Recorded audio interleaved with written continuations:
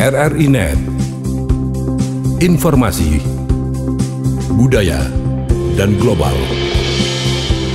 RRI Net, radio visual.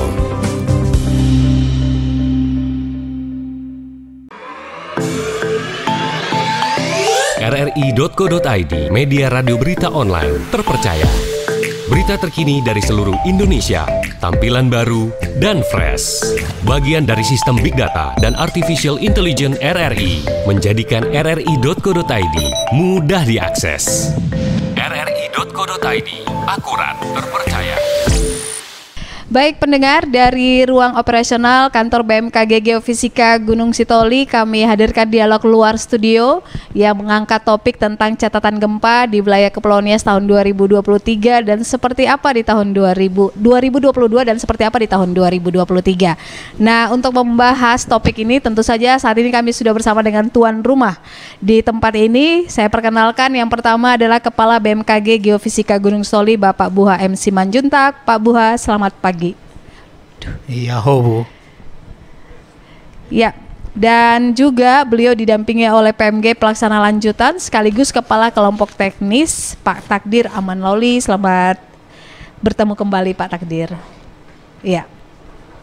Ya, dan tentu saja juga untuk Anda pendengar dan juga pemirsa, Anda bisa berkesempatan untuk berpartisipasi, bisa menyampaikan pertanyaan Anda di nomor WhatsApp kami di 081125200962. Sekali lagi, nomor WhatsApp kami di 081125200962. Baik.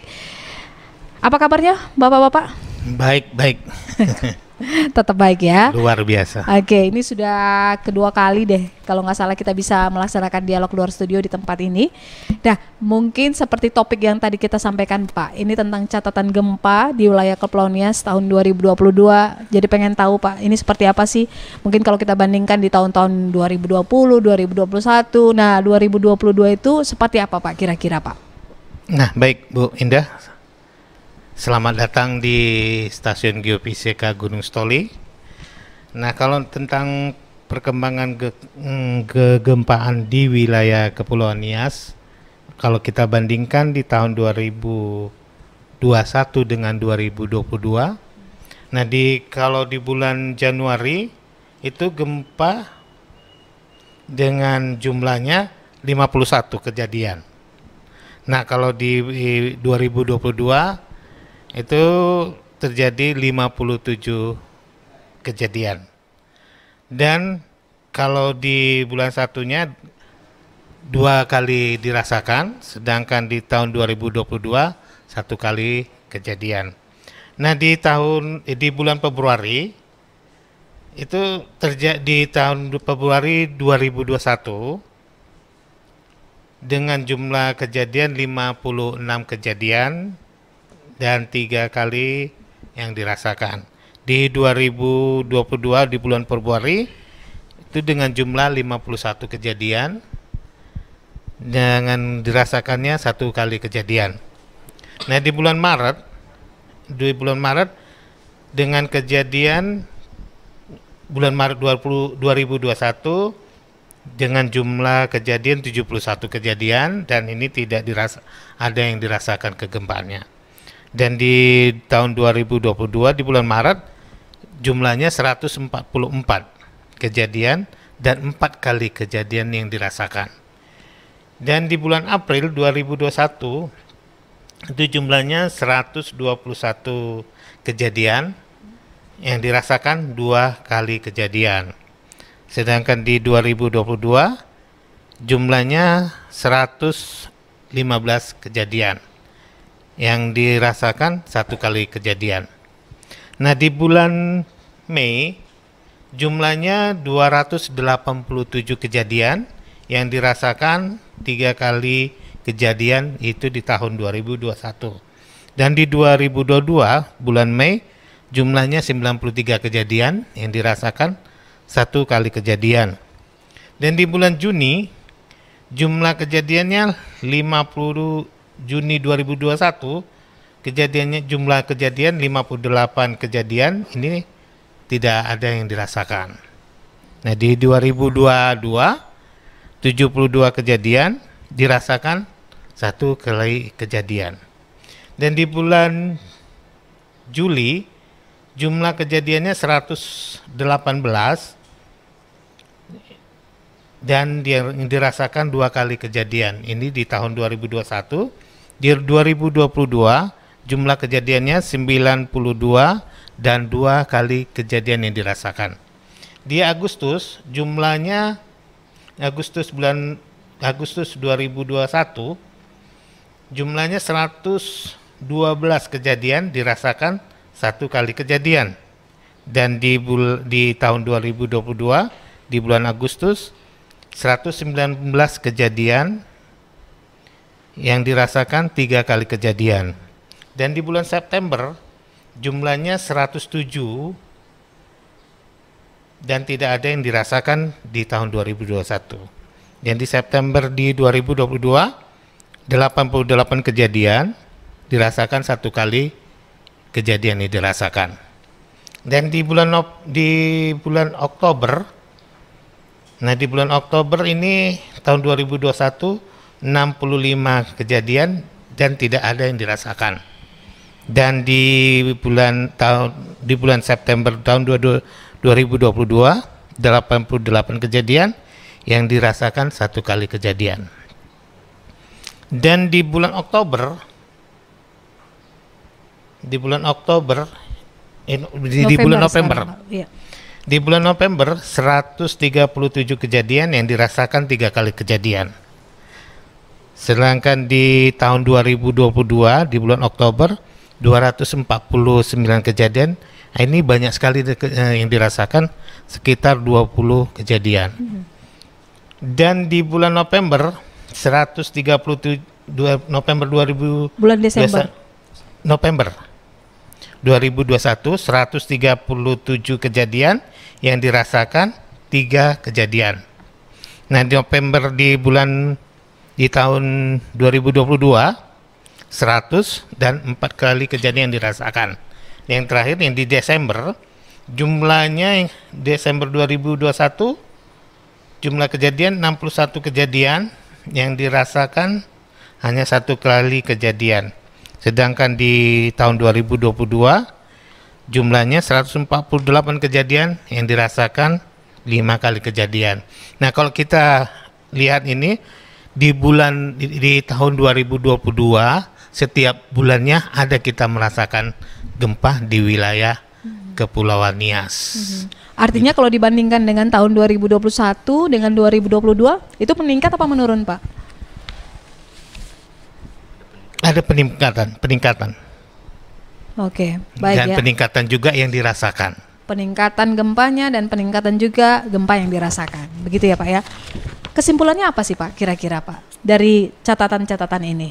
Dari Pak Takdir juga bisa jawab, silakan. Ya, baik, terima kasih. Sesuai dengan apa yang disampaikan oleh Bapak Kepala Stasiun tadi, memang di tahun 2021 dan 2022 itu dari data yang berhasil kami kumpulkan memang tidak ada perubahan yang sangat signifikan terkait total jumlah gempa dan aktivitasnya. Karena di tahun 2021 itu kejadiannya ada sekitar 1.200 lebih dan di 2022 itu 1.400. Jadi masih belum ada perubahan yang terlalu signifikan, masih dalam taraf gempa yang normal. Kemudian dari tingkat dirasakan memang di tahun 2022 ini ada sedikit peningkatan, di mana di 2022 itu ada sekitar 44 kali kejadian, sementara di 21 kemarin masih 17 kali kejadian. Dan dari 2 tahun belakangan ini yang hasil analisa kami ini, dari informasi dari masyarakat belum ada gempa-gempa yang sampai merusak atau sampai menimbulkan korban jiwa begitu. Jadi istilahnya dari hasil analisa kami masih normal, belum ada. Hanya kita tidak tahu karena kita kan nggak bisa memprediksi gempa bumi itu. Tapi sejauh sekarang untuk data yang dihasilkan tidak ada data seismisitas yang terlalu signifikan gitu. Artinya dari magnitudo atau kekuatan gempa itu paling besar berapa, Pak, di tahun 2022 kemarin? Nah, di tahun 2022 itu waktu kejadian gempanya di tanggal 16 Januari ini 2023 yang kemarin. Yang di tanggal 16 Januari itu sekitar 6,2 skala Richter. Yang berpusat di Singkil kemarin. Iya, ya, di Pak? Singkil. Nah, di tahun 2022 Pak, kira-kira magnitudo terbesar yang pernah terjadi di tahun 2022? Ya, kita bersyukur juga ya pendengar dan juga pemirsa bahwa di tahun 2022 kemarin memang tidak sampai ada gempa yang merusak begitu Nah, ya. yang terbesar itu dengan kekuatan 6,7 skala Richter dengan kedalamannya 161 di Nia Selatan. Nah, ini dirasakan di Seberlu, juga di Padang juga dirasakan. Oke. Artinya memang di gempa-gempa yang dirasakan oleh masyarakat, Pak Buha dan Pak Takdir, itu memang pusat gempanya juga ada yang terjadi di wilayah Kepulauan Nias begitu ya? Di sekitar wilayah Kepulauan Nias iya, karena wilayah Nias atau wilayah pantai barat Sumatera itu kan memang kita berada di zona lempeng. Betul. Jadi kemungkinan terjadi titik-titik gempa itu memang banyak kan di wilayah sekitar Kepulauan Nias memang dan tersebar. Karena istilahnya ada dua versi gempa ini, bisa terjadi akibat pergerakan lempeng dan ada juga akibat sesar besar Sumatera gitu. Yang sering terjadi, yang sudah terjadi begitu? Yang saat ini yang sering terjadi itu yang gempa-gempa pertemuan lempeng, di pertemuan lempeng sering terjadi. Dan juga yang di Tapanuli kemarin itu contoh gempa-gempa yang terjadi di zona sesar besar Sumatera gitu. Oke. Nah, kita beralih ke 2023 begitu ya. Kita sudah masuk ke persis tanggal 1 Februari 2023 saat ini. Nah, kalau untuk catatan di bulan Januari seperti apa, Pak? Catatan gempa kita di bulan Januari tahun 2023. Itu kira-kira berapa, Pak, frekuensinya? Kira-kira gempa kita di tahun 2023.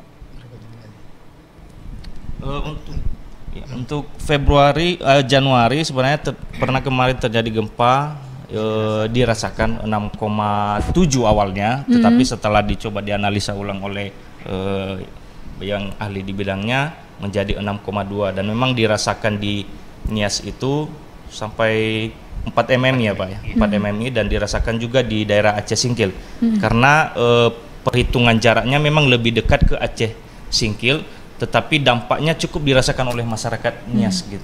Begitu ya. Oke, semakin menarik ya perbincangan kita dengan Pak Buha dan juga Pak Takdir. Tetaplah bersama dengan kami pendengar dan juga pemirsa di YouTube RRI Gunung Sitoli dan juga di 96,2 MHz. Kita rehat sejenak. Kami akan segera kembali. The new mobile application RRI Playgo.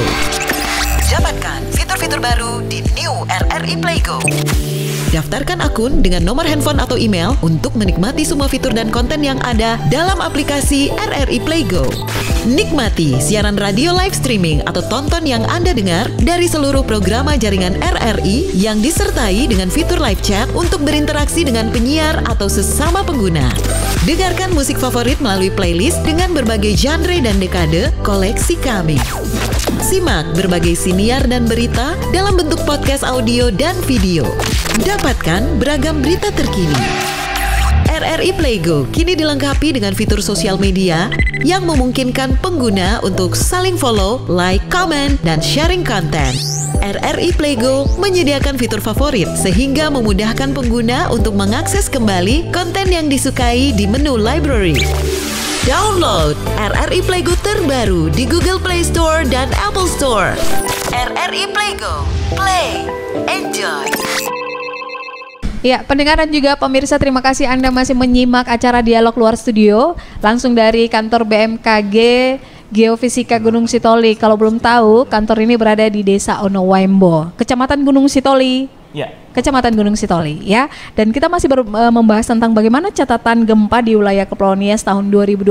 Tadi sudah disebutkan dengan sangat detail oleh Pak Buha per bulannya seperti apa, dan memang ada peningkatan ya dari tahun 2021 ke tahun 2022 meskipun tidak signifikan sekali ya, tapi tetap itu menjadi analisa bagi BMKG. Nah, tadi pertanyaan saya tadi sebelum kita break, Pak, itu bagaimana untuk catatan gempa untuk di Januari 2023, Pak? Nah, untuk hasil analisis kita di tahun 2023 ini di bulan Januari kita sudah mendeteksi sekitar 138 kejadian gempa di wilayah Kepulauan Nias dan sekitarnya. Dan sekitarnya ini masuklah di ke Perbatasan perbatasan Aceh, Singkil, dan perbatasan juga ke Tapanuli Tengah, dan juga sampai ke selatannya ke Mentawai. Wow, 130 ya, cukup banyak. Baik. Dan ini yang paling satu kali dirasakan, yaitu di tanggal 16 Januari dengan kekuatan 6,2. Ya, mungkin kita sudah punya punya memori tersendiri di tanggal 16 Januari. Saya juga baru merasakan gempa yang sangat kuat saat itu, Pak. Baru merasakan yang seperti gempa itu begitu ya. Oke, kita jawab dulu pertanyaan ya, Pak Takdit, Pak Buha. Ini dari Pak Amarika di Gunung Sitoli. Untuk 2023 ini, Pak, persiapannya sudah seperti apa, Pak? Apakah ada pembaharuan alat baru atau seperti peningkatan fasilitas terkait bencana gempa, Pak, di BMKG? Silakan, Pak. Baik, terima kasih Bapak atas pertanyaannya. Nah, di tahun 2023 ini kita akan menambah lagi pemasangan alat di wilayah Kabupaten Nias Utara. Nias Utara tepatnya di Lahewa Timur. Dan itu akan dipasang kemungkinan di setelah Lebaran sekitar bulan-bulan Mei nanti. Dan juga satu lagi itu di Hibala, Kecamatan Hibala, Nias Selatan. Dan juga itu mungkin kita pasang di bulan-bulan Mei nanti. Jadi semakin rapat kita pasang, semakin akurat kita mendapat data-data kegempaan di wilayah Kepulauan Nias. Oke, mungkin belum banyak yang tahu, Pak. Tepatnya seperti apa sih alat yang akan dipasang itu, Pak? Silakan, Pak.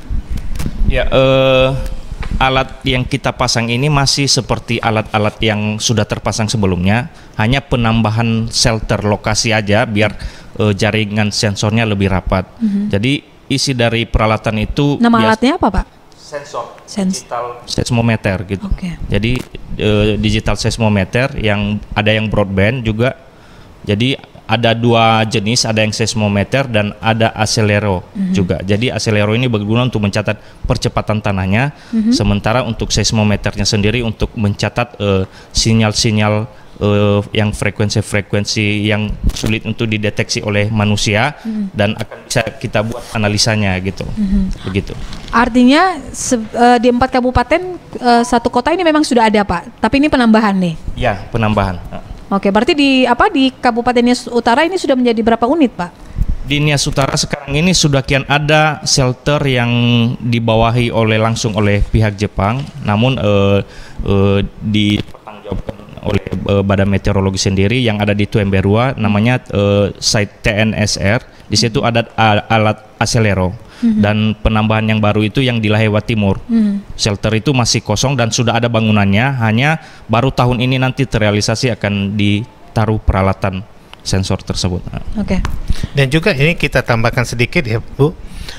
Kita bukan hanya menanggungjawabin yang ada di Kepulauan Nias saja peralatan kita. Dan juga kita menanggungjawabkan yang ada di daratan Sumatera. Ya, seperti ada di Kabupaten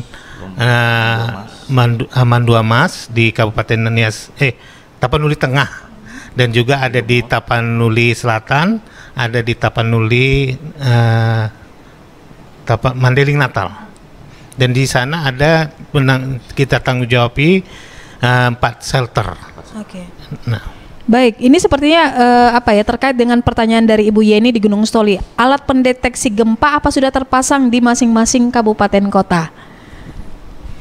Nah, kalau yang sudah terpasang kita sudah terpasang. Ini termasuk ya, Pak, seperti alat yang disebutkan tadi ya? Iya, yang baru ini yaitu di Kabupaten Nias Utara, yaitu di Lahewa Timur, dan juga di Kabupaten Nias Selatan di Kecamatan Hibalak. Nah, ini di bulan Mei ini. Dan yang sudah terpasang itu juga ada di Kota Gunung Sitoli di kantor kita, dan ada di Kabupaten Nias Barat, dan juga ada di Kabupaten Nias Selatan. Jadi Nias Selatan itu kalau ditambah dengan satu lagi nanti di bulan Mei, itu sudah tiga terpasang shelter seismografnya, yaitu di Nias, di Teluk Dalam, di Pulau Telo, dan ditambah nanti satu lagi di Hibala. Oke, pengawasan. Perlu saya tambahkan silakan, lagi Pak Takdir. sedikit.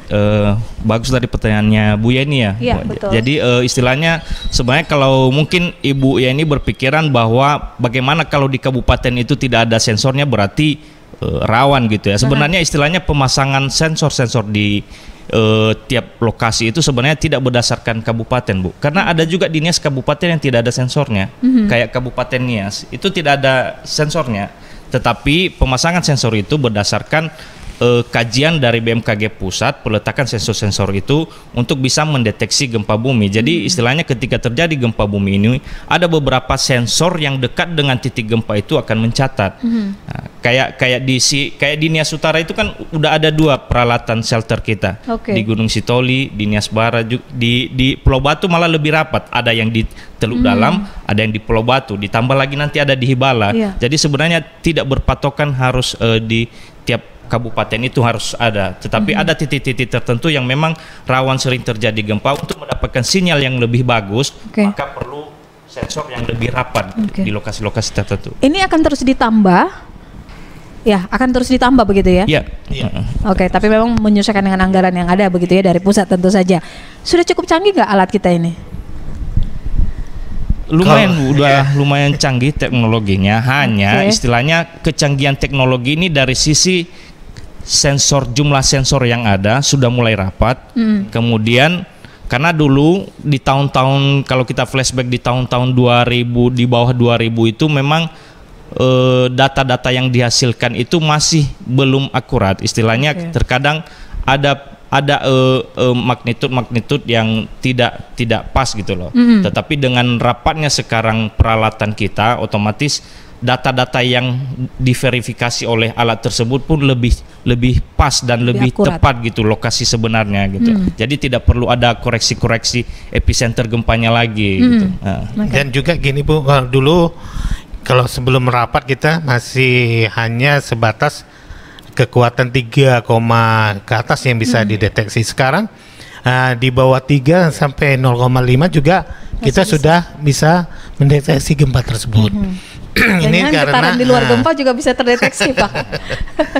Istilahnya Bu, gempa-gempa yang dulunya gempa-gempa magnitud 1, sekian itu terkadang nggak tercatat di sensor kita. Tapi dengan sudah rapatnya sekarang kami malah semakin disibukkan dengan gempa-gempa kecil ya, yang memang harus tetap tercatat juga begitu ya. Artinya memang sudah sangat berkembang jauh begitu ya pendengar dan juga pemirsa. Tentu BMKG juga berusaha dong supaya untuk terus bisa mendatangkan teknologi yang lebih baru lagi untuk kita di sini begitu ya. Oke, pemeliharaannya seperti apa?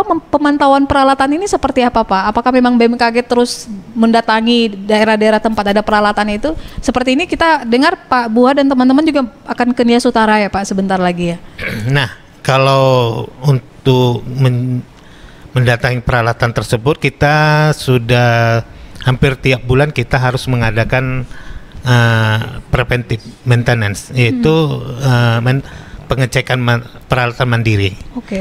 Jadi kita keliling itu dari peralatan dari Telo juga ke seberang yang ada di Sumatera. Ini kita terus kita jaga supaya peralatan tersebut tetap on, tidak ada yang posisi off. Artinya rutin sebulan sekali begitu ya Pak ya? Dan sekarang ini kita masih bisa 2 bulan sekali. Ya kita harapkan nanti kita setiap bulan sekali bisa kita keliling. Seperti yang akan dilakukan di Nias Utara saat ini. Sejauh ini pemantauannya seperti apa Pak? Peralatan masih cukup bagus? Nah, hasil pengecekan kita selama ini kondisi peralatan kita semua pada on. Ya puji Tuhan tidak ada yang off. Baik. Nah, kalaupun ada off kita langsung bergerak ke lapangan tersebut. Baik, ini sudah ada lagi pertanyaan. Ketika terjadi gempa dahsyat, ini dari Pak Ahmad Joni Harefa ya. Ketika terjadi gempa dahsyat, bagaimana memberi informasi kepada masyarakat? Kemudian kedua, seperti apa kerjasama dengan Pemda dalam memberitahukan informasi kepada masyarakat ketika terjadi gempa yang mengakibatkan tsunami? Kemudian ketiga, ya. Apa tidak dapat diprediksi oleh BMKG kalau ada gempa dahsyat supaya masyarakat waspada? Andai bisa begitu ya Pak Takdir, bisa diprediksi bakal ada gempa nih bentar lagi, ayo.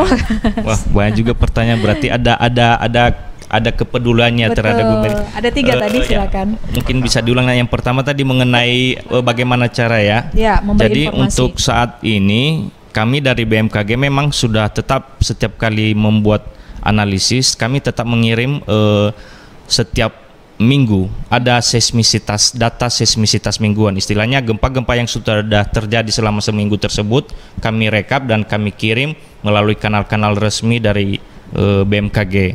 Misalnya untuk kami sendiri dari Stasiun Geofisika, kami punya akun untuk Instagram, jadi kami tetap mengupdate tersebut, informasinya tersebut.